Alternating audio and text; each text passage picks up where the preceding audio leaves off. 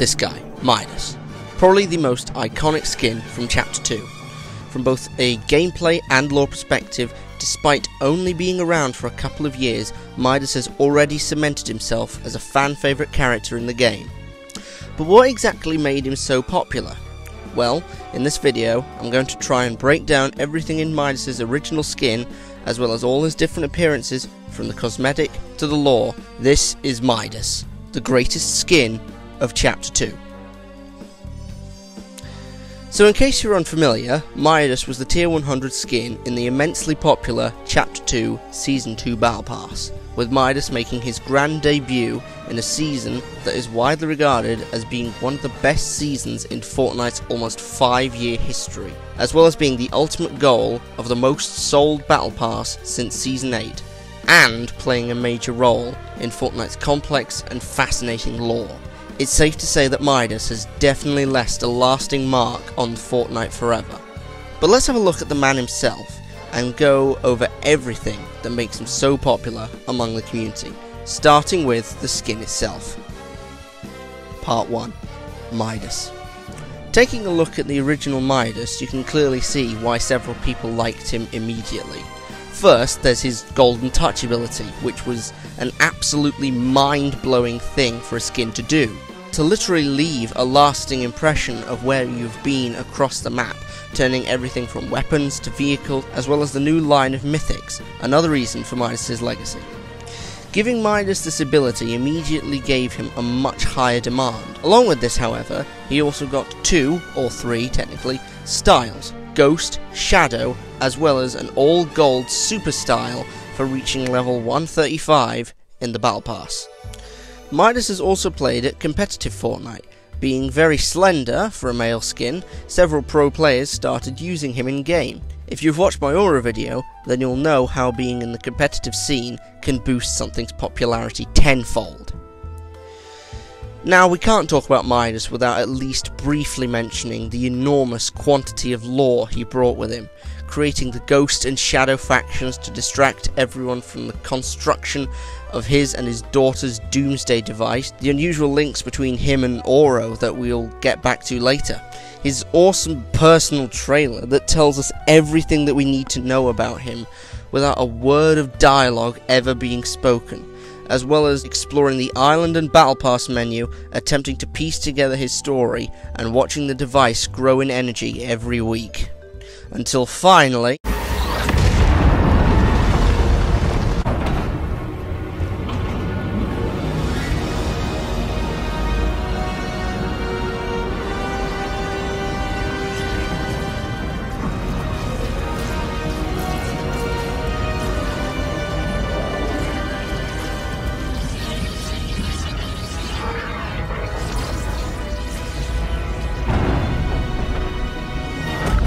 we got what has to be the most important event in terms of setting up Fortnite's current storyline, with the introduction of Agent Jones in the I.O., as well as leading us into Season 3, where Midas gets eaten.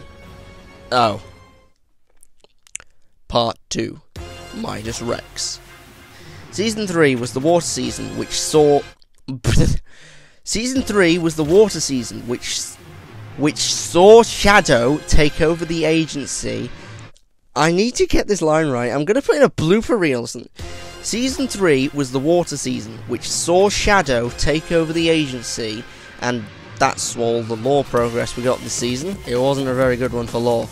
But near the end of the season, we were able to obtain the Last Laugh bundle with the amazing DC villains, the Joker, Poison Ivy, and Midas Rex? Yep. Fortnite had made its first official Midas reskin, and he was with 2 of Batman's most iconic foes in some sort of battle armor.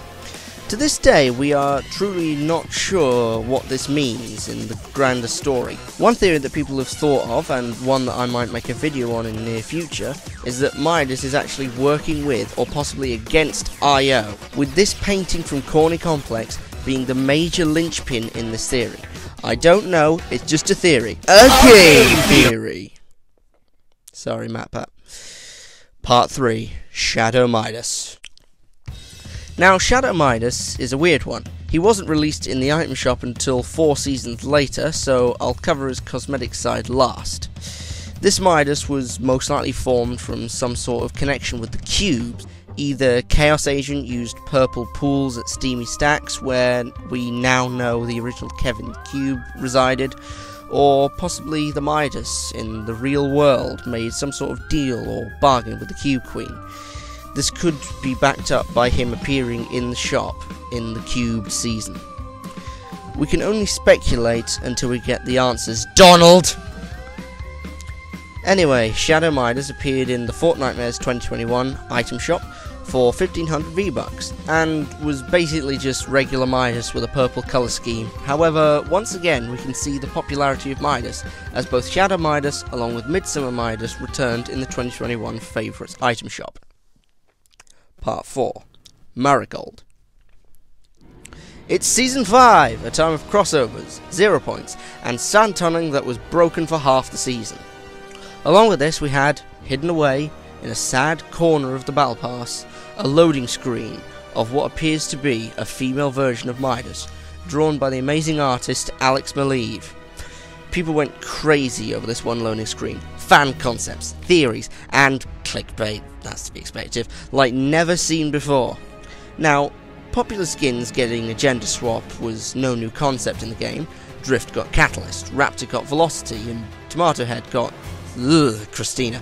But with Midas being as crazy popular as he was, everyone lost their minds anyway when Marigold dropped in the item shop, and not as part of the crew as some had been theorising.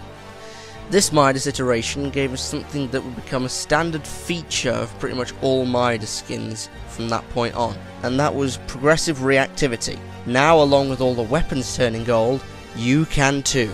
Finally, the one thing that everyone was wondering for the longest time: is Marigold Midas' female opposite or his natural born daughter? Many people went with the daughter theory, based in Greek mythology, where the King Midas was cursed with the golden touch and accidentally turned his daughter, Marigold, into a solid gold statue. This theory was later confirmed, but it at least gave us this mistake from Mr. Fresh. Midas's girlfriend is finally here. Part 5. Midsummer Midas. Not much can be said about this version of Midas. He's just a chill summer version of Midas who sold extremely well. I tried looking for lore details in the skin's tattoos and all the loading screens, but all I could really find was references to his two daughters, with Ohm plastered all over his chest and Marigold's name winding its way around his right leg. So let's move on. Part 6. Icebound Midas. More to come, and lore discussion. Chapter 3 came, and it brought another Midas, this time joining the Frozen Legends series as part of the Black Ice Pack. No lore can be derived from this appearance, unfortunately, at least not yet. There's also another Midas on the horizon, as part of the Anime Legends Pack. At first I thought that this would once again bring no lore, but then I started to think, what if in the multiple universes of Fortnite there is a Midas? Every universe has their own Midas. So let's say that the first Midas that we got was Reality Zero Midas, the original, but then more came. One is from the DC universe, which we've been to in detail in the Batman Fortnite 0 Point comic books, hence his inclusion in the Last Laugh bundle. The Shadow Midas could be from the Cube Queen's reality, the Sideways. The anime version of him could come from the same universe as Lexa and the team of the Shadow Striker pack. And also, quite possibly these guys. Could be from a universe where everyone is a skeleton. And Oro and Aurelia are skeleton versions of Midas and Marigold. This can be parodied into Midas' relation with Oro in Season 2. After all, they are in the Midas' Revenge set, and Oro has the same scar as Midas in the exact same place as Midas, as well as the most obvious similarity being that both are very closely connected with gold.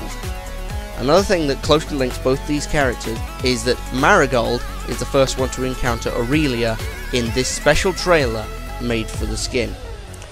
Why would Fortnite go to the lengths of animating a full trailer for this one throwaway character? They didn't do something like that for Oro. but they did write him into the storyline. So I would think that them creating such a detailed trailer with these two specific characters has a lot of sense behind it. Why else would they make this trailer? Now, why all these Midas versions have been pulled into the loop, we may never know, but I've got a good theory.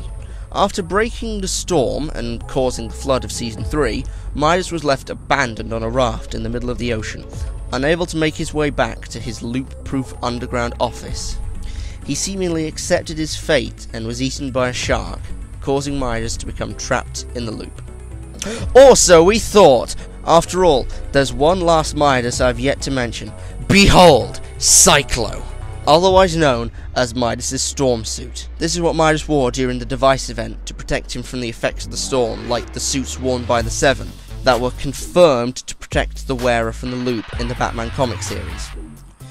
Made by his daughter Jules in the same fashion as the Doomsday device, as made clear by the fact that both have extremely similar aesthetics, the suit allowed him to traverse the Fortnite Island without becoming trapped.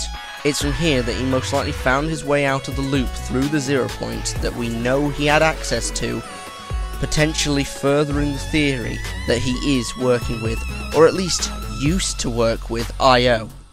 As we can see on Agent Jones's desk, they have files on him. From here, Midas escaped into a different reality, leaving the island flooded and a snapshot of himself behind as a decoy. Keen to track down the man who broke the loop, I.O. would have begun searching different realities to try and find him, bringing every single universe's Midas into the loop, in hopes of imprisoning Midas for his crimes. By the fact that we haven't found him yet, and with more different Midases still to come, as proven by the Anime Legends pack, I would say it's safe to assume that he's not been found yet. But where could he be? My best guess, and this is a wild one, but my best guess is that he is still on the island somewhere, possibly still underground, staying away from the effects of the loop. After all, there have been multiple hints at his return this chapter. This cafe with napkins embroidered with an M, and his notebook on the table, as well as the flags at 7 Victory POIs being ghost flags. However, this one might not be canon as they were updated to be 7 flags. It might just be a mistake on Epic's part. No matter what though, it's definitely clear that Midas has left his golden mark on the game forever, and I, alike with thousands of others, cannot wait for him to rejoin Fortnite's lore and theorise even more. Thank you for watching this video. It was an absolute blast to make. If you enjoyed it, why not give a golden touch on that like and subscribe button. I hope to see you back for next week's video, detailing how Tilted Towers became so popular. Thanks for watching. Chimichanga!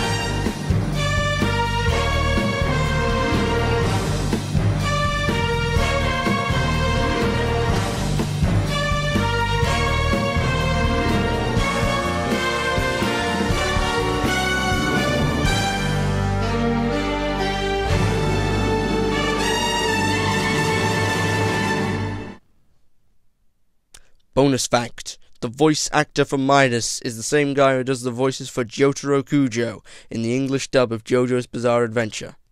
Okay, bye now.